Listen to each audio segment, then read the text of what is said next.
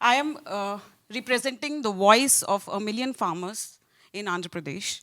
I'm just good in articulation. The work is done by the farmers, all right?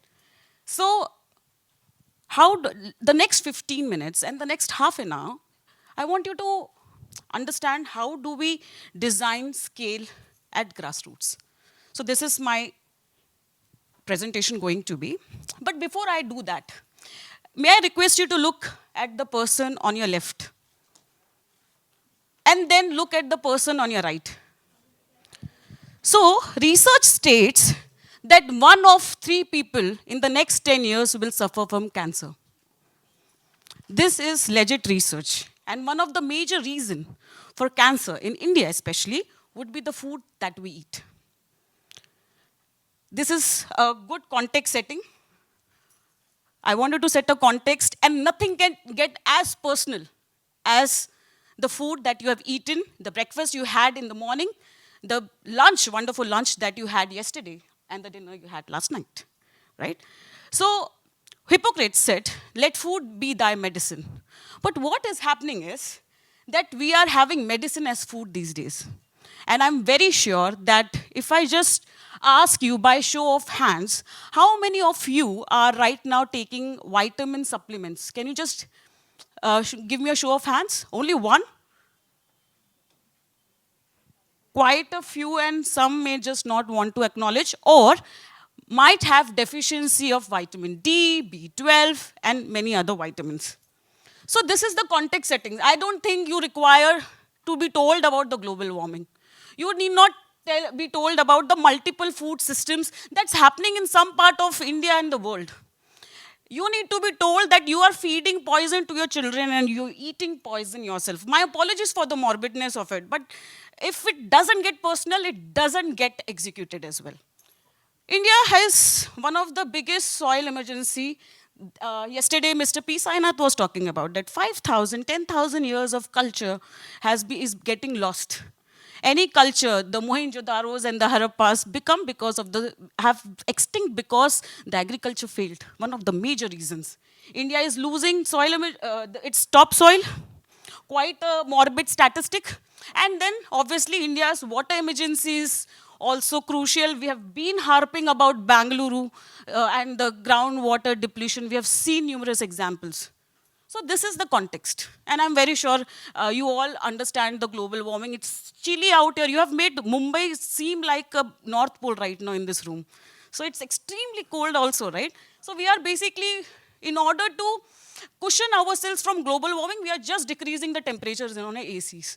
So that is because we are entitled and privileged. But people in the front line, that is the farmers, the indigenous communities, and the children are facing the burden of climate emergencies because they have no ACs to decrease the temperature.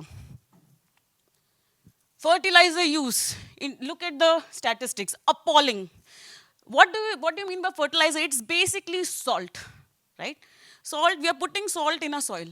That is how, and layman terminologies, you can understand what fertilizer is doing to the soils of this country.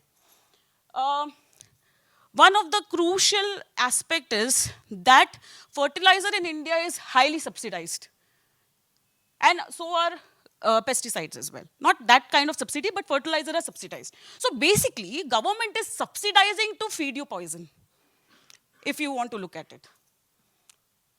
All right, then we have, now this is a very interesting study which has happened in 91 in UK, where we were looking at the depletion of nutrition in the food we eat.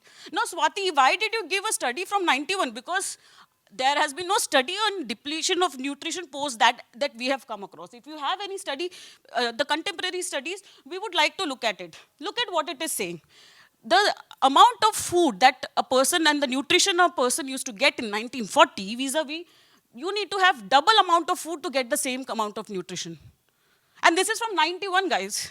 I'm sure a few of you may not be born also, right? And this is another, this is just to develop this context that the food that we are eating is garbage. All right, then we are talking climate emergencies there.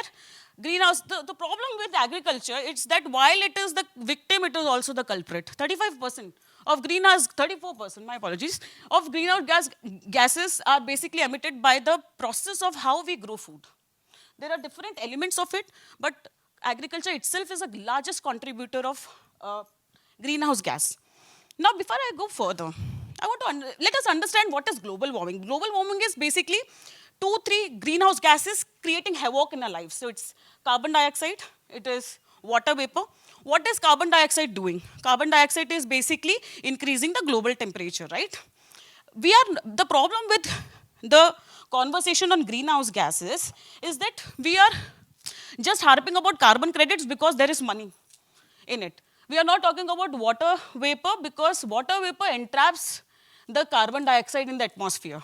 So, while addressing your conversation on climate change, I would request in your sphere of circles also, when you talk about energy, you should be talking about water vapor as well. It's a bigger nuisance than carbon dioxide because it is entrapping the carbon dioxide in the atmosphere. So, we need to fix our carbon cycles. We need to fix our water cycles, right? So, this is important. Now, whatever I'm going to speak is just one of the solution of the planetary level problem.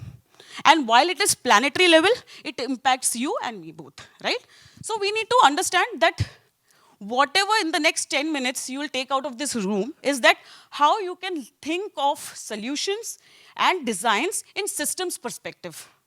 Please, I mean, this is one of the biggest drawback is while we like such buzzwords, systems thinking, we fail to execute when we design projects, when we design programs. And that has been the reason 60, 70 years of independence, and we are still one of the third world countries.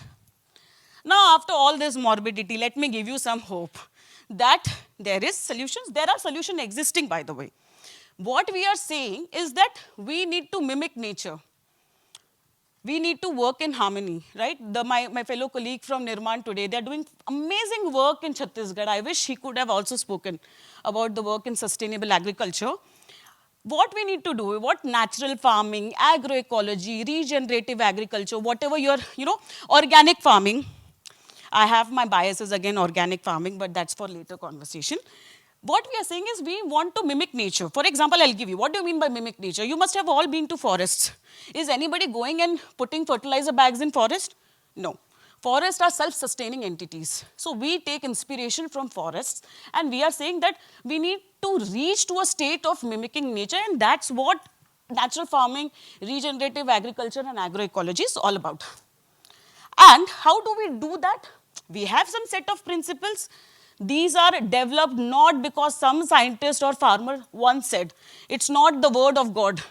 It's the words of millions of farmers, thousands of farmers in Andhra Pradesh and rest of the country who have done. And these are universal in nature. Look at it, they're simplistic in nature. These are 9 principles. You can have 10, you can have 15, depending upon your local context. Now, why I'm saying they're universal in nature? Because these principles are applicable in Andhra Pradesh.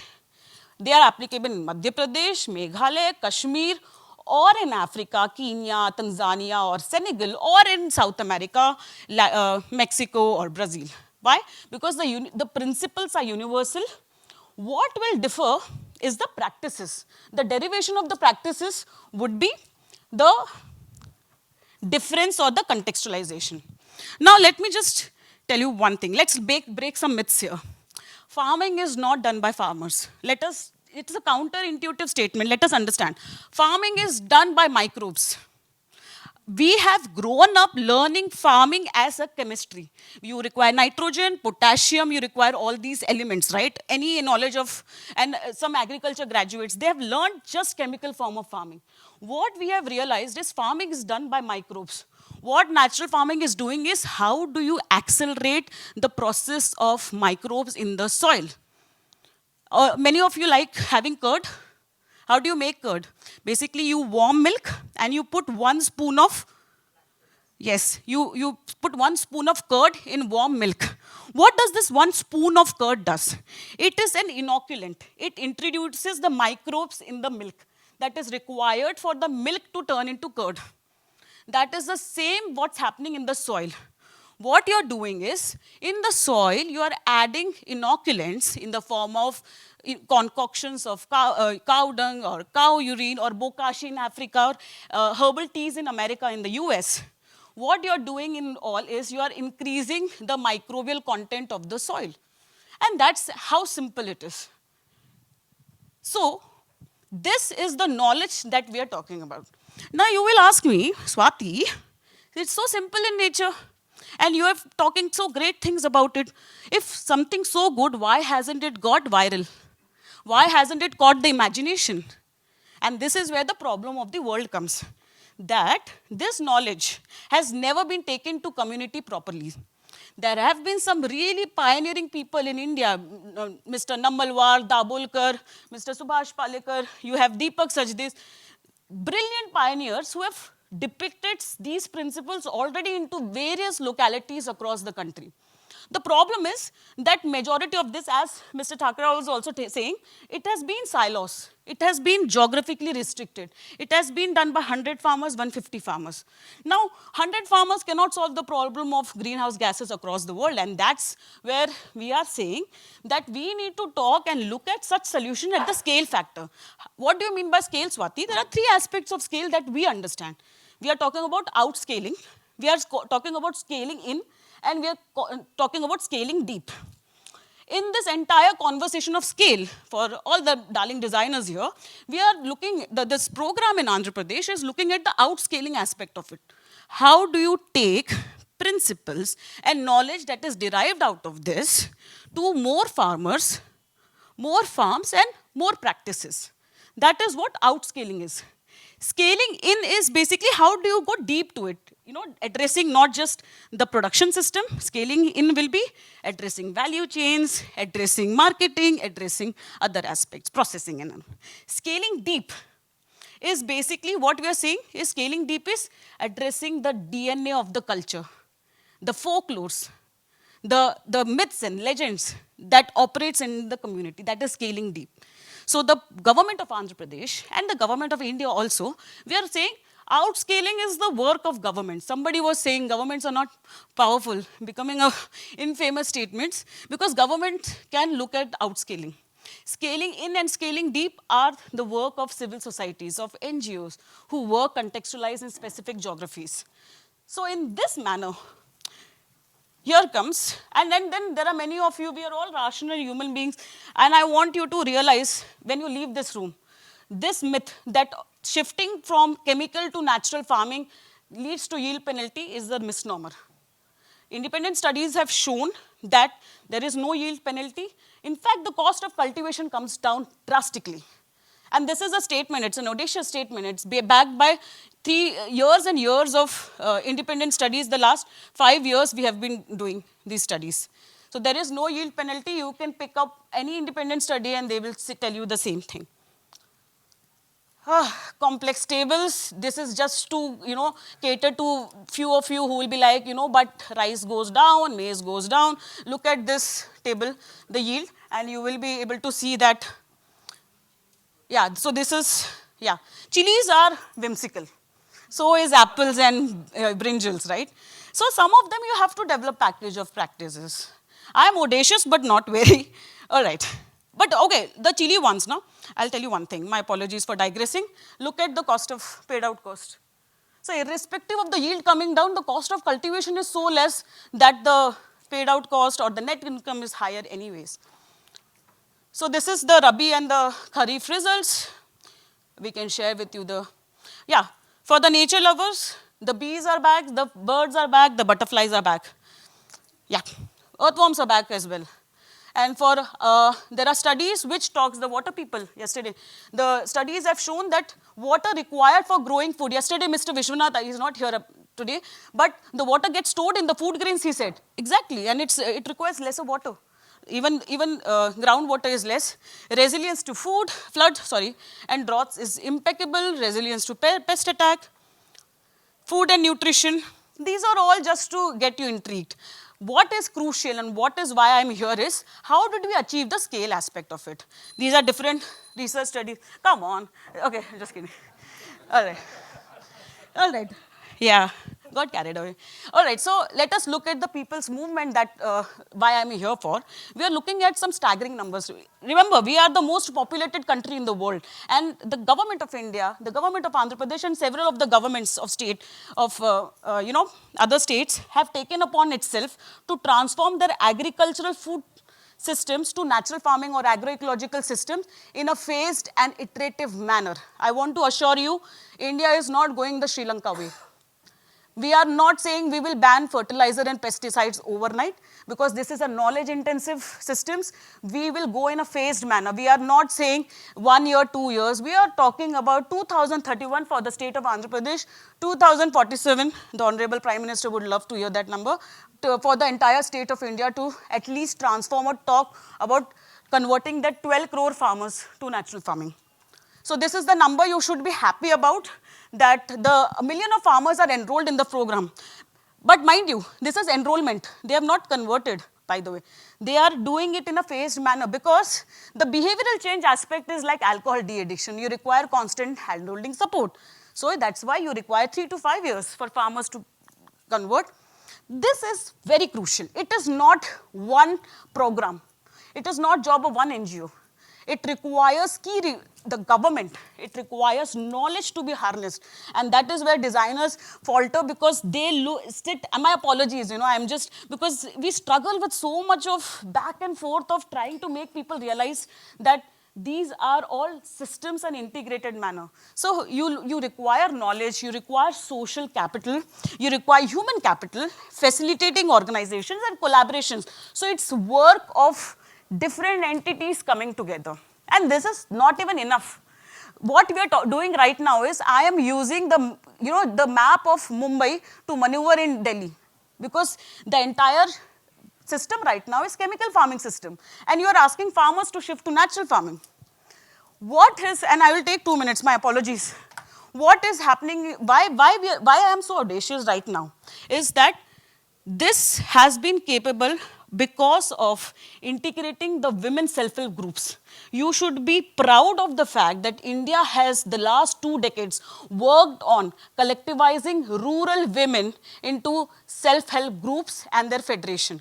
Not much has been talked about it because it has been a silent movement. So you must have heard about the National Rural Livelihood Mission. That is the only poverty alleviation program, the flagship scheme of government of India till date. It survived 2 regimes of the government, the 2 decades. And women, 10 crore women self-help groups are there in India right now. And this is not an election campaign, right? This is something pride that we should be seeing that, quote unquote, women have been institutionalized. So, and problem for, and my apologies for the men in the room, men are difficult to be kept in groups.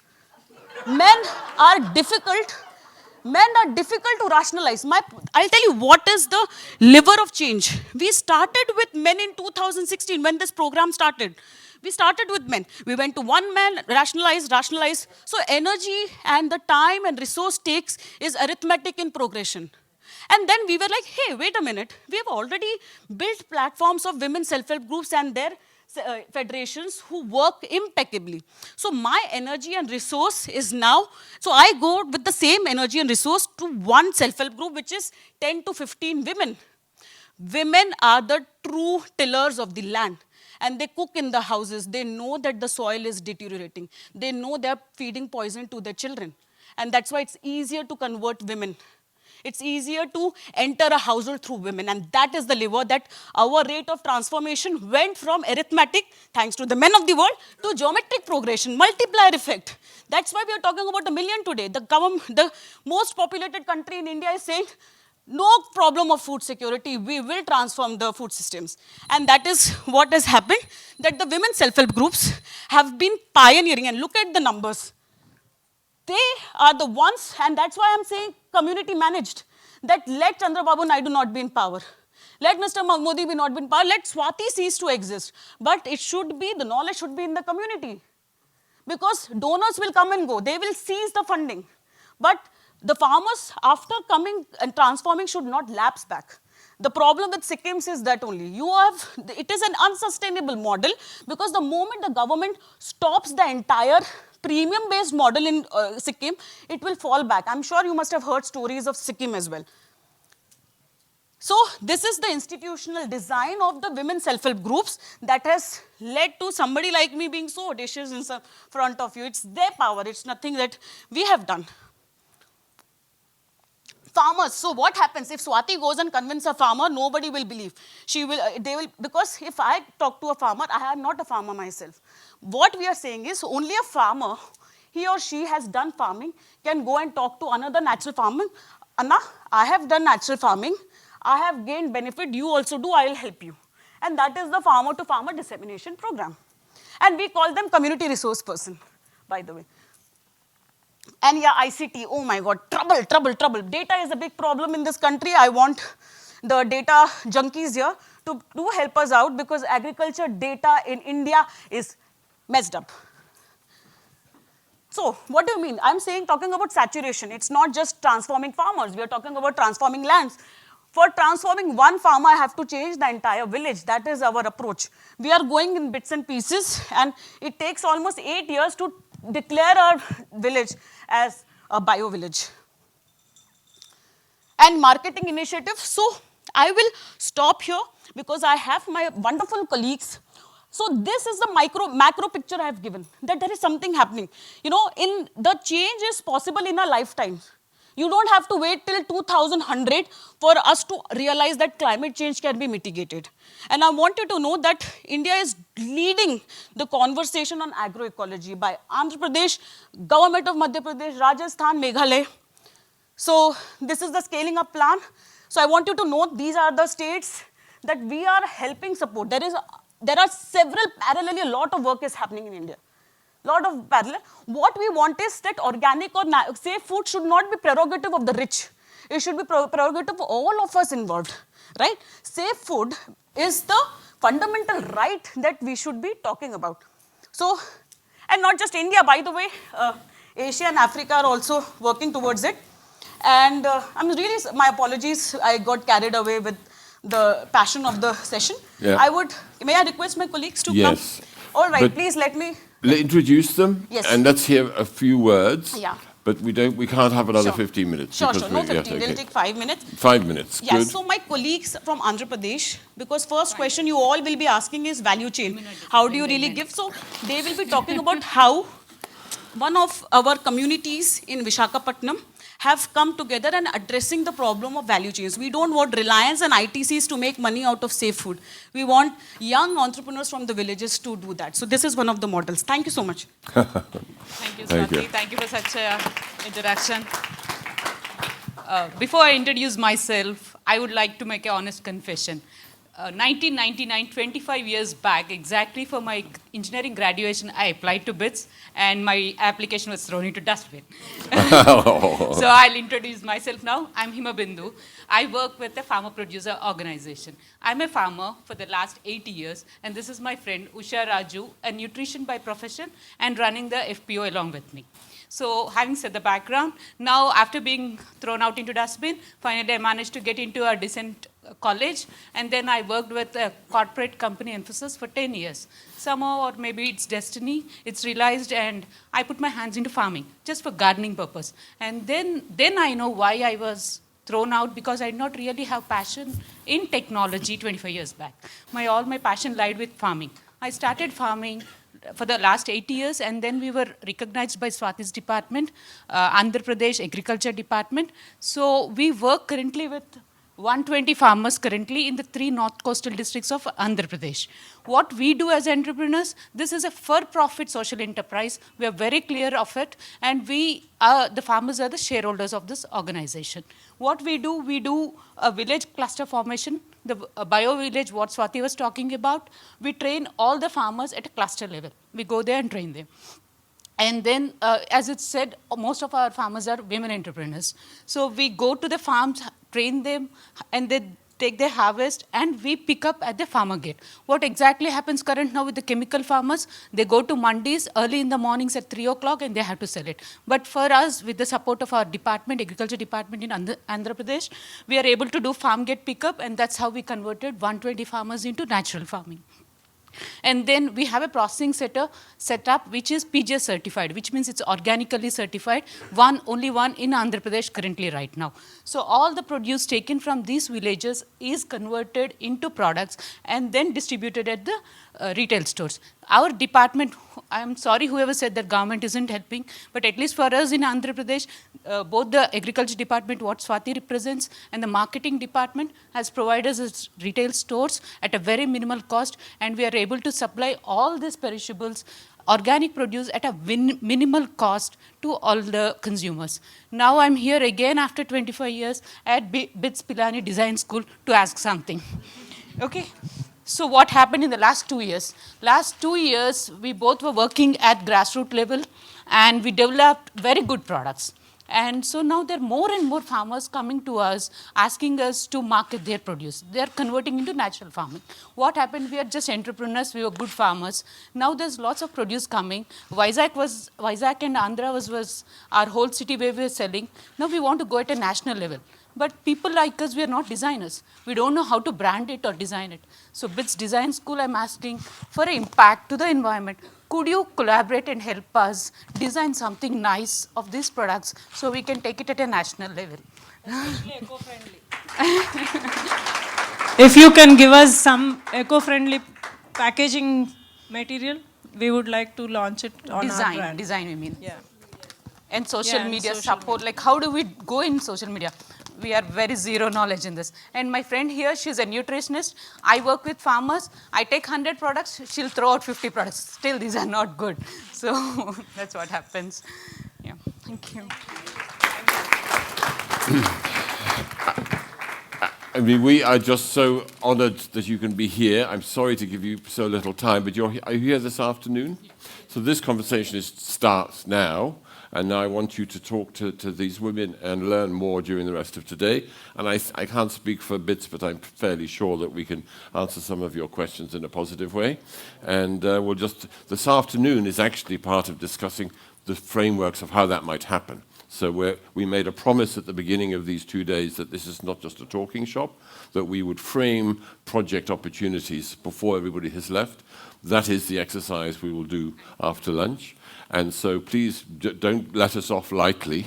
Make sure your voices are heard in the proposals that we're going to make. Please don't mind Swati saying men are not rational. No. I'm going to put Swati and Nandita are going to sort it all out between. And with the permission of the organizers, we are exhibiting our products during the lunch session, so you may all have a look at Okay. our products. Thank you. Thank you so much.